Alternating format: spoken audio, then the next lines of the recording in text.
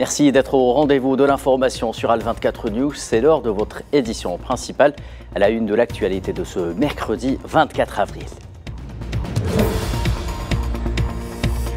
79 martyrs et 86 blessés au 201e jour de l'agression sioniste sur Gaza. Un bilan en hausse durant les dernières 24 heures qui s'inscrit en droite ligne avec la nouvelle escalade de l'armée d'occupation dans des zones telles que Beit Lahia.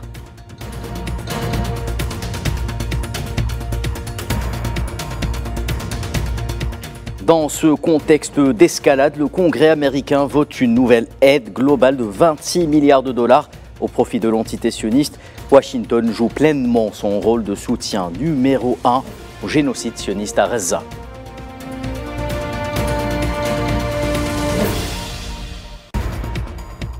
Et malgré les plans macabres de l'axe américano-sioniste, le soutien envers la Palestine ne cesse de grandir. La Jamaïque devient ainsi le 142e pays à reconnaître l'État de Palestine.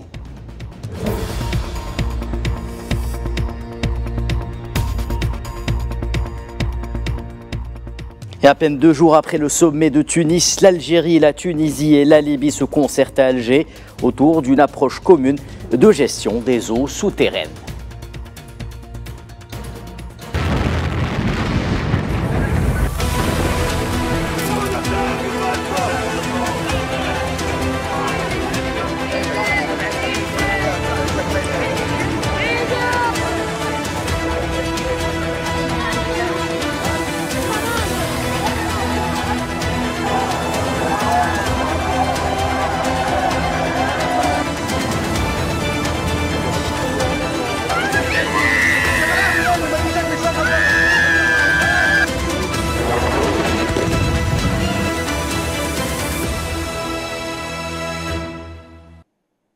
Mesdames, Messieurs, bonsoir. Dans la bande de Gaza, le bilan des exactions sionistes qui ont bouclé hier leur 200e jour ne cesse de s'alourdir.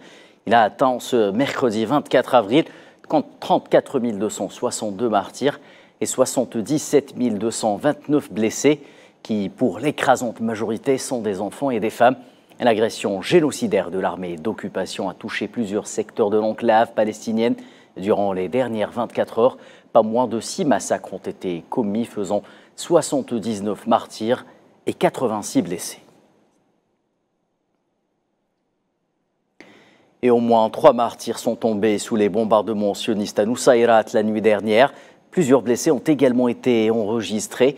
L'armée d'occupation a pris pour cible un regroupement de populations civiles près de l'école d'Abou Arian. Notez également le nouveau camp de réfugiés situé au nord a essuyé également des tirs de missiles de l'aviation militaire sioniste.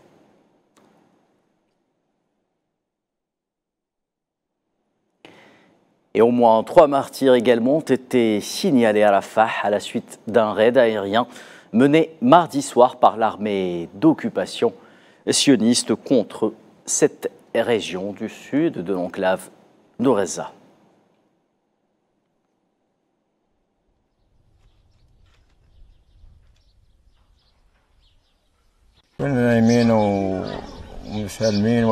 Nous dormions paisiblement, il ne se passait rien, puis nous avons entendu le bruit d'une explosion et nous avons couru, nous avons vu nos voisins, il y avait des morceaux de corps partout. Cela donne une idée de l'événement qui s'est produit. C'est un acte criminel, ils ont frappé des gens pacifiques dans leur maison, ils n'étaient pas des cibles militaires ou quoi que ce soit.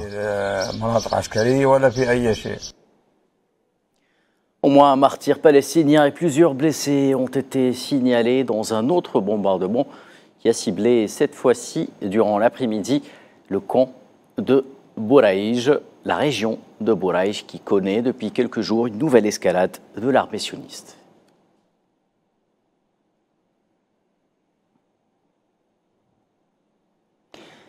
Même escalade au niveau de Beit Lahia, plusieurs Palestiniens ont été blessés lors de bombardements qui ont cette fois-ci visé les villes justement de Beit Hanoun ainsi que les régions est de Jabalia. D'autres bombardements ont eu lieu dans les quartiers de Zaytoun, Shoujaïa, Toufah, Darj ou encore Tel El-Hawa et Rimal au centre de l'enclave palestinienne, sans oublier la ville de Deir el-Balah, sujette elle aussi, à des bombardements incessants depuis le début de la campagne génocidaire sioniste contre Gaza. C'est ma maison, filmez-la. 5 étages, c'est aussi ma maison. 2 étages, tout a été détruit. Tout a commencé quand les Juifs nous ont appelés pour demander d'évacuer. Mais pourquoi évacuer? Notre voisin, que Dieu ait son âme, est mort. Pourquoi bombarder la maison? Tout notre quartier est paisible. Nous avons des enfants, des femmes et des personnes âgées ici. L'horreur absolue à l'hôpital Nasser de Khan Younes, ou du moins ce qu'il en reste. La terre n'a pas fini de livrer tous ses secrets quant aux crimes de guerre commis par l'armée d'occupation. Depuis près d'une semaine, plusieurs dizaines de corps de martyrs ont été de nouveau découverts et exhumés dans un charnier au niveau de la cour de cette structure médicale. Naïla El Hamouda. Dans ce passage de désolation, les pelleteuses deviennent les instruments de la vérité sur les crimes de guerre sionistes. Chaque pelletée de terre déplacée est chargée d'émotions. Les recherches se poursuivent depuis près d'une semaine. Les équipes de secours ont récupéré aujourd'hui 51 corps dans des fosses communes du complexe médical Nasr, après le retrait des forces d'occupation sionistes de la ville de Khan Younes, au sud de la bande de Gaza, portant le nombre total de dépouilles exhumées à plus de 400. Alors que le nombre de corps ne cesse d'augmenter, chaque découverte est le témoignage d'une vie arrachée et d'une famille brisée. Ces fosses communes découvertes dans les hôpitaux démontrent l'ampleur de ces crimes de guerre commis par l'entité sioniste. De nombreux Palestiniens sont déterminés à retrouver les corps des êtres chers, assassinés et perdus dans les méandres de ces agressions barbares. Ces images de tombes fraîchement découvertes témoignent d'une tragédie humaine indicible. La plupart des martyrs ont été enterrés dans des charniers, sont des femmes et des enfants, victimes innocentes des horreurs du génocide sioniste. Des centaines de personnes sont toujours portées disparues après le massacre de Khan Younes. Selon des sources palestiniennes, environ 2000 Palestiniens manquent à l'appel après le retrait des forces d'occupation de plusieurs zones de la bande de Gaza. Face à ces nouveaux actes odieux, les réactions s'enchaînent. Le département d'État américain a déclaré hier que les informations faisant état de fosses communes découvertes à Gaza sont inquiétantes. Nous avons vu ces rapports et ils sont incroyablement troublants. Et nous enquêtons à ce sujet auprès du gouvernement israélien. Je n'ai aucune information spécifique pour donner un aperçu de ce que c'est ou non, mais nous nous renseignons à ce sujet auprès du gouvernement d'Israël. L'ONU a réclamé la veille une enquête internationale transparente. Nous sommes également horrifiés par la destruction du complexe médical Nasser et du complexe médical Shifa, ainsi que par les informations faisant état de la découverte de fosses communes dans et autour des installations. Et nous appelons à des enquêtes indépendantes, efficaces et transparentes sur ces décès, compte tenu du climat d'impunité qui prévaut. Les enquêteurs internationaux devraient y participer. Les hôpitaux ont droit à une protection très particulière en vertu du droit international humanitaire. Et soyons clairs, le meurtre intentionnel de civils, de détenus et d'autres personnes hors de combat est un crime de guerre. Chaque corps retrouvé est une voix qui crie justice, une voix qui se mêle à celle des survivants, rappelant au monde entier le nombre infini de crimes de guerre commis par l'occupant. L'Union européenne, à son tour, a réagi ce mercredi à l'affaire des charniers à Gaza. Bruxelles exprime sa préoccupation quant aux découvertes de fosses communes au niveau des hôpitaux Shifa et Al-Nasser et demande en effet qu'une enquête soit diligentée.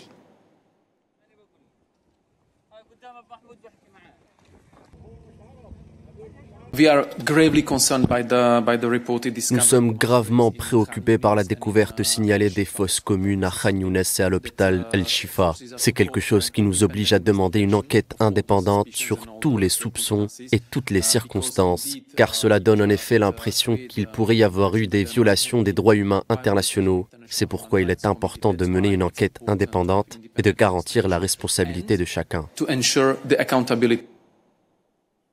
Le gouvernement allemand est sur le point de reprendre sa coopération avec l'Agence des Nations Unies pour les réfugiés palestiniens. La décision fait suite au rapport Colonna sur la neutralité de l'agence, indiquant que l'entité sioniste n'avait jusque-là remis aucune preuve pour étayer ses accusations et ses allégations infondées à l'encontre du personnel de l'UNRWA.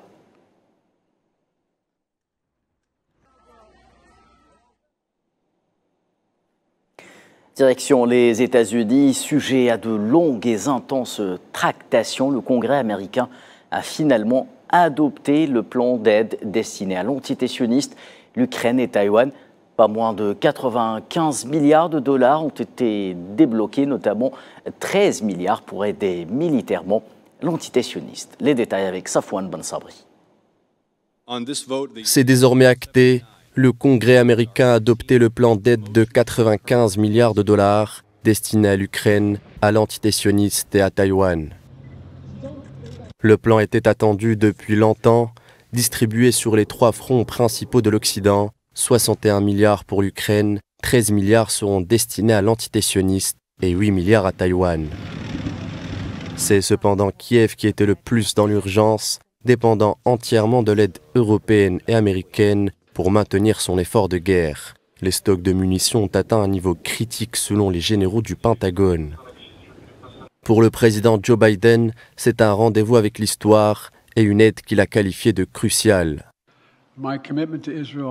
Mon engagement envers Israël, je tiens à le préciser encore une fois, est à toute épreuve. La sécurité d'Israël est essentielle et je veillerai toujours à ce qu'Israël dispose de ce dont il a besoin pour se défendre contre l'Iran et les terroristes qu'il soutient.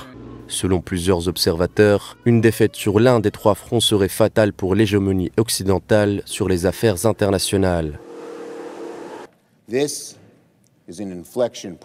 Nous nous trouvons à un point d'inflexion de l'histoire. La démocratie occidentale est peut-être confrontée à sa plus grande épreuve depuis la fin de la guerre froide. Les conflits auxquels nous assistons actuellement en Europe et au Moyen-Orient, ainsi que les tensions dans la région Indo-Pacifique, contribueront largement à façonner l'équilibre des pouvoirs entre démocratie et autocratie dans les décennies à venir. Et les conséquences pour la sécurité à long terme de l'Amérique seront profondes.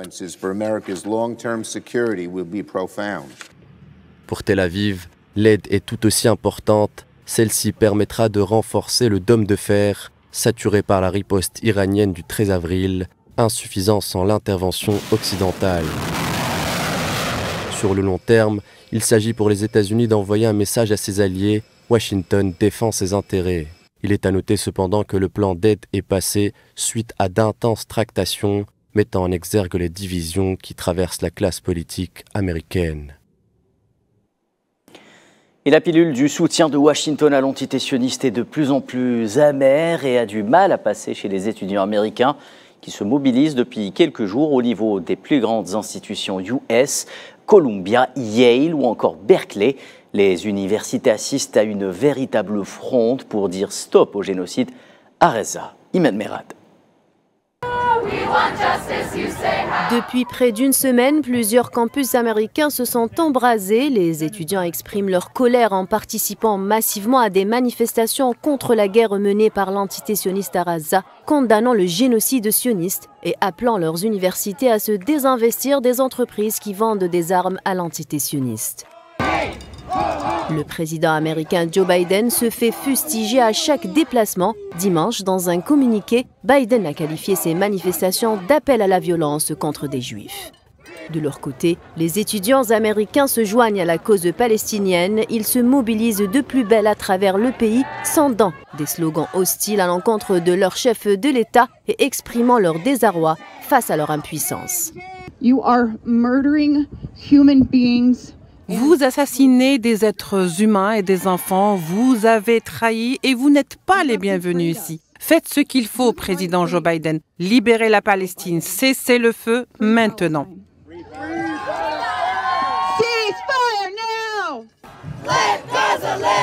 Dans la nuit de lundi à mardi, près de 120 personnes ont été interpellées. La police américaine a réprimé les manifestants, allant jusqu'à les menotter.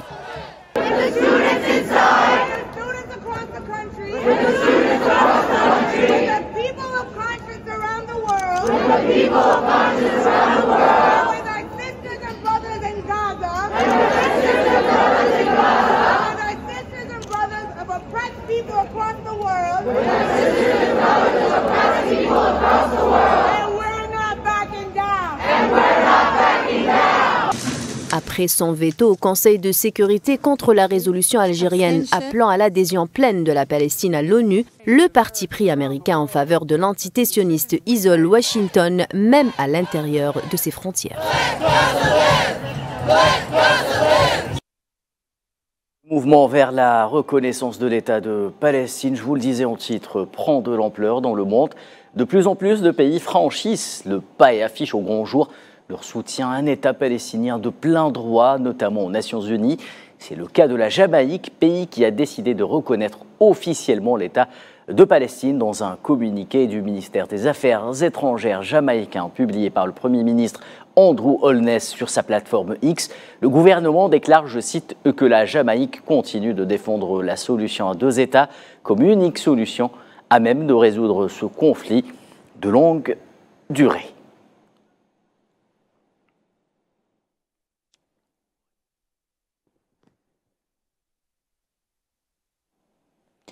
Toujours dans le dossier palestinien, le président algérien Abdelmadjid Tebboune a reçu ce mercredi à Alger l'ambassadeur palestinien en Algérie, Faiz Abou Aïta, qui lui a remis un message écrit de la part du président palestinien Mahmoud Abbas, selon un communiqué de la présidence de la République algérienne.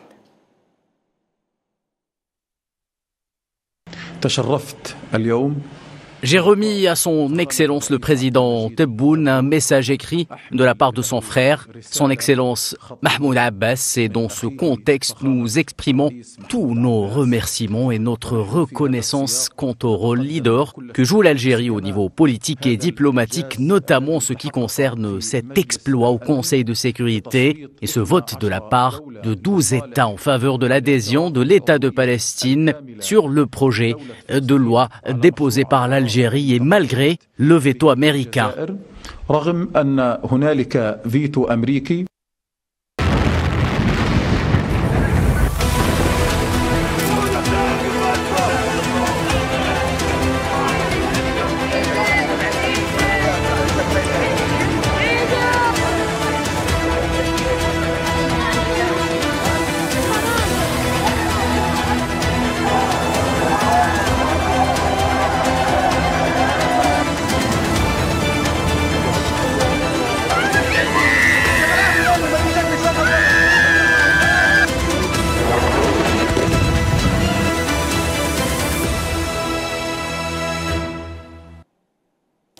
Le chef de l'État algérien a également reçu ce mercredi les lettres de créance de 4 nouveaux ambassadeurs. Il s'agit de Ali Jassim Ahmed Al-Aradi de l'État de Bahreïn, Hector Cabrera de Cuba, Raïcha Haïchria Poladia de l'Arménie et Bomo Franck Sofonia du Lesotho.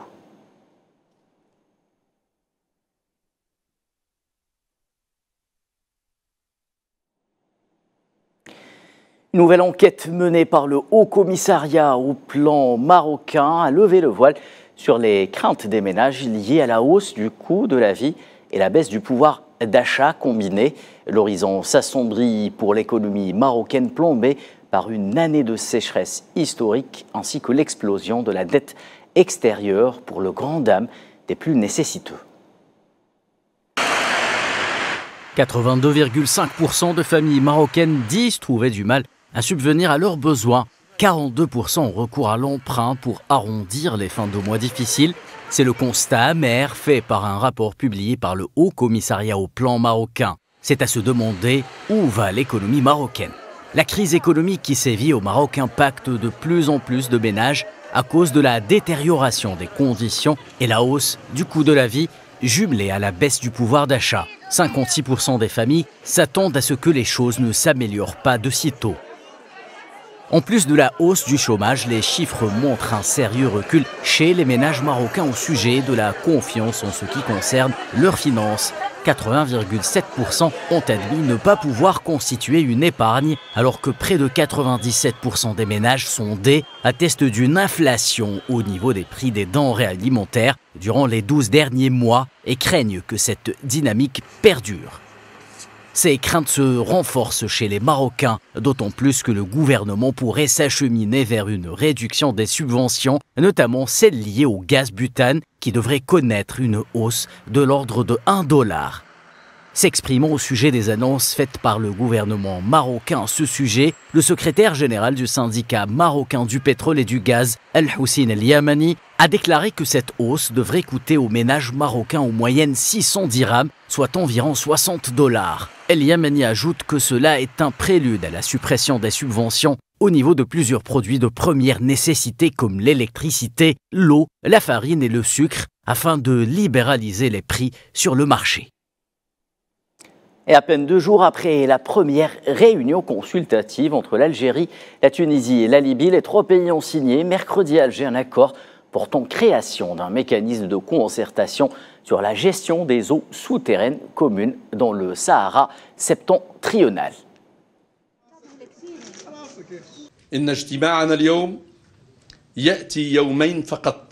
Notre réunion d'aujourd'hui intervient seulement 2 jours après la tenue en Tunisie du sommet tripartite des dirigeants de nos pays, qui a exprimé la ferme intention et la volonté politique d'établir une coopération tripartite afin de faire progresser l'économie des 3 pays et faire face aux défis dictés par la période délicate que vit notre région. L'adoption d'un accord encadrant le travail du mécanisme de consultation et lui attribuant un siège fixe et permanent reflète notre volonté de garantir les conditions idoines qui permettent à ce mécanisme de fonctionner en toute sérénité, dans un cadre clairement défini et codifié, dans une manière qui sert les intérêts des 3 pays et établit la souveraineté de chacun d'entre eux sur les ressources en eau dont regorge le sous-sol.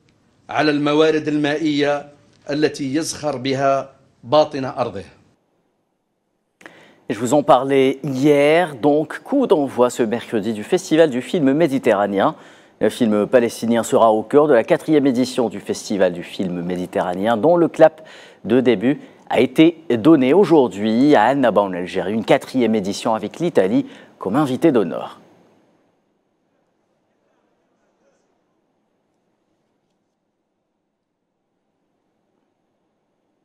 Et justement, allons retrouver en direct depuis Annaba notre envoyée spéciale Sofiane Baroudi. Sofiane, bonsoir. Le grand écran méditerranéen, justement, sera à la fête du côté de Bona, mais il s'agit avant tout de compétition et des œuvres de qualité seront en lice cette année, Sofiane. Alors bonsoir Khalden, effectivement nous sommes actuellement dans l'enceinte du théâtre régional Asdil Medjoubi à Annaba, qui sera l'un des épicentres avec la cinémathèque de ce festival du film méditerranéen, aux allons très populaires parce qu'on voit un engouement très important. D'ailleurs, il y a une présence importante ici des habitants de Annaba et un intérêt très particulier pour ce festival qui voit le retour de l'activité cinématographique et culturelle dans la perle de la Méditerranée de l'Est algérien. Effectivement, il y a on va dire que là, on s'attend déjà à l'ouverture officielle de ce festival qui promet beaucoup de choses. On s'attend à des spectacles de qualité et il y a en plus une programmation assez importante et particulière, très attendue, qui n'est pas seulement le signe du retour de l'activité culturelle et aussi de l'intérêt très prégnant pour l'essor, si vous voulez, artistique. Il s'agit aussi de causes justes et d'engagement, vu qu'on s'attend à une présence très forte, par exemple, demain, la conférence de presse très attendue de l'actrice Itziari Tonio, fervente défenseuse de la cause sahraoui, et surtout un film sur le docteur Frantz Fanon, un grand révolutionnaire international, d'ailleurs enterré dans l'Est algérien tout près de Annaba, et aussi une présence particulière dans les cœurs et aussi en action de la solidarité avec la cause palestinienne, avec beaucoup de films prévus, mais aussi un hommage, et, si vous voulez, non seulement à l'activité artistique comme étant un ferment nécessaire de la résistance actuelle, mais aussi à la nécessité de l'implication et de l'engagement pour justement stopper le génocide qui s'opère actuellement. Dernière chose assez importante, à mon avis, c'est que plus de 70 films, des courts-métrages, des longs-métrages et des documentaires seront présentés, et je pense que non seulement le spectacle sera au rendez-vous, mais si vous voulez, il s'agit vraiment d'une synergie entre l'essor diplomatique et aussi l'activité culturelle qui est vraiment nécessaire, si vous voulez, demandée, parce qu'on remarque vraiment un engouement populaire important encore une fois.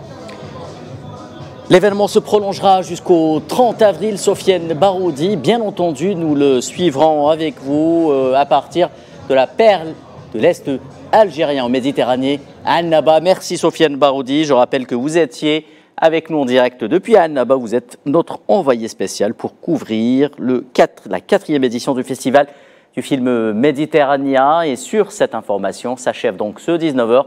Merci de l'avoir suivi. La suite avec l'échiquier international présenté par Leïla Guertal.